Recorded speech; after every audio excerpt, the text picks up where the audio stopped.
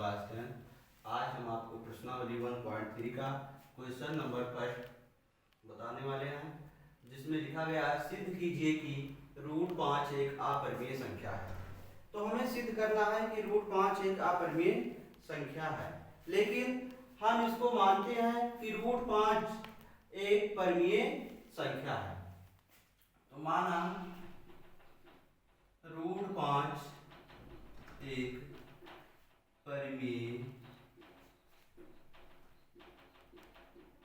संख्या है।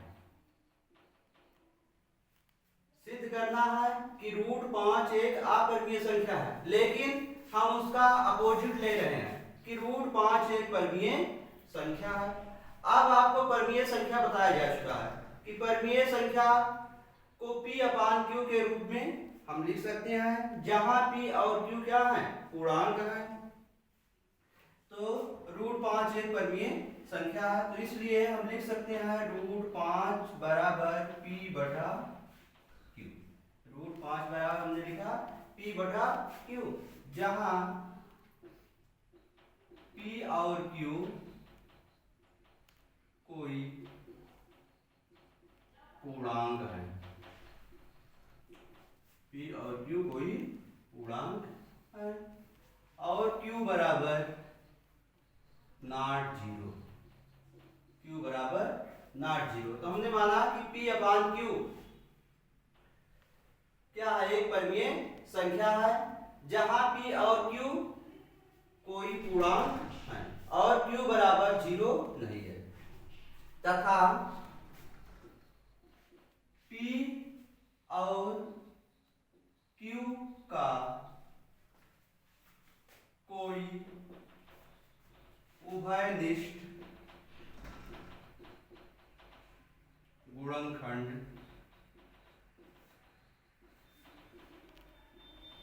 नहीं है, तथा P और Q का कोई उभयनिष्ठ गुणनखंड नहीं है। तो हमने माना P अपान Q किसके बराबर, रूट 5 के बराबर। अब यहाँ आपका है P अपान Q बराबर रूट 5। अब इसे हमें हल करना है, तो दोनों पक्षों का वर्ग करने पर, पक्षों का वर्ग करने पर, अब हम इसके दोनों पक्षों का वर्ग करेंगे। तो रूट 5 का स्क्वायर बराबर P अपान Q का स्क्वायर। तो ये वर्ग से वर्गमूल कट जाएगा आपका, तो 5 बराबर P square upon Q square. अब यहाँ क्रॉस मल्टीपल कर सकते हैं, तो P स्क्वायर बराबर होगा 5Q स्क्वायर। अब हम देखते हैं कि P स्क्वायर बराबर क्या है, 5Q स्क्वायर, अर्थात P स्क्वायर का जो गुणनखंड है वो क्या है, 5 है। तो हमने देखा कि 5 क्या है, P स्क्वायर का गुणनखंड है, अर्थात P स्क्वायर संख्या 5 से विभाज्य है।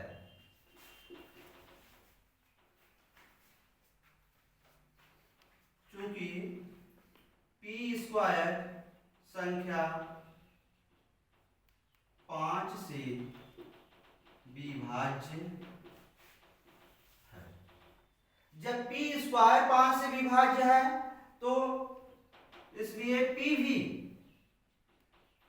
5 से विभाज्य है।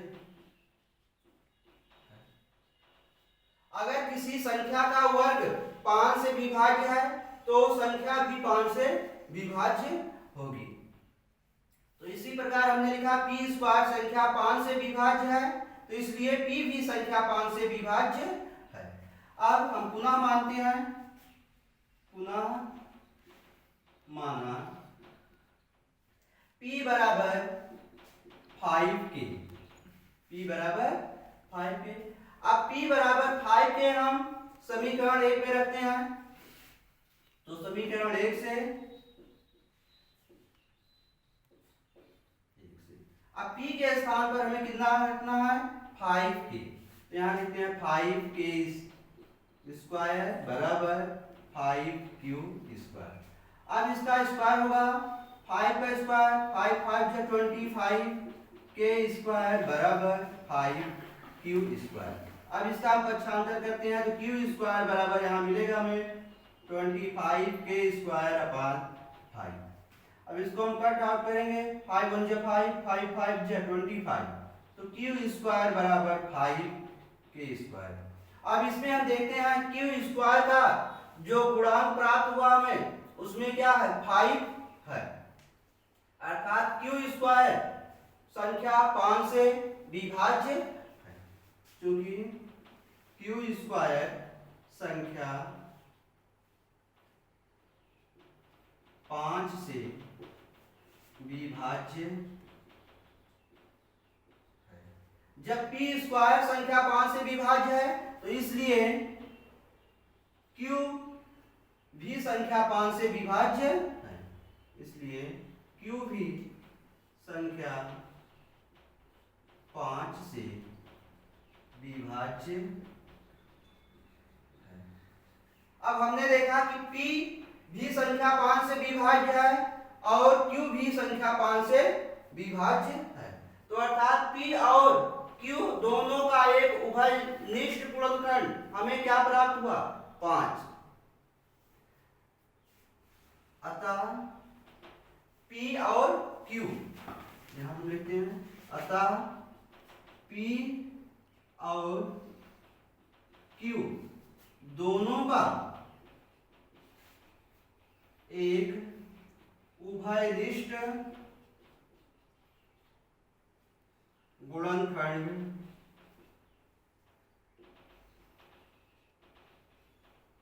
पांच है। तो हमने देखा कि p का भी और q का भी, अर्थात दोनों p और q दोनों का एक उभयनिष्ठ गुणनखंड 5 है, जो कि हमारी कल्पना के विपरीत है,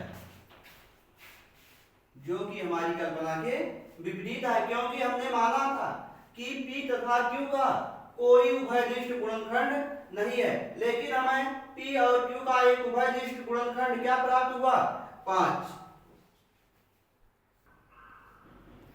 हाँ, तो देखिए जो कि हमारी कल्पना के विपरीत है, इसलिए यह विरोधाभास हमारी कल्पना के विपरीत है। अतः यह विरोधाभास है, ठीक है। अतः हम मानते हैं फिर √5 एक परमीय संख्या है, इसलिए √5 एक परमीय नहीं, इसलिए √5 क्या है एक अपरमीय संख्या है।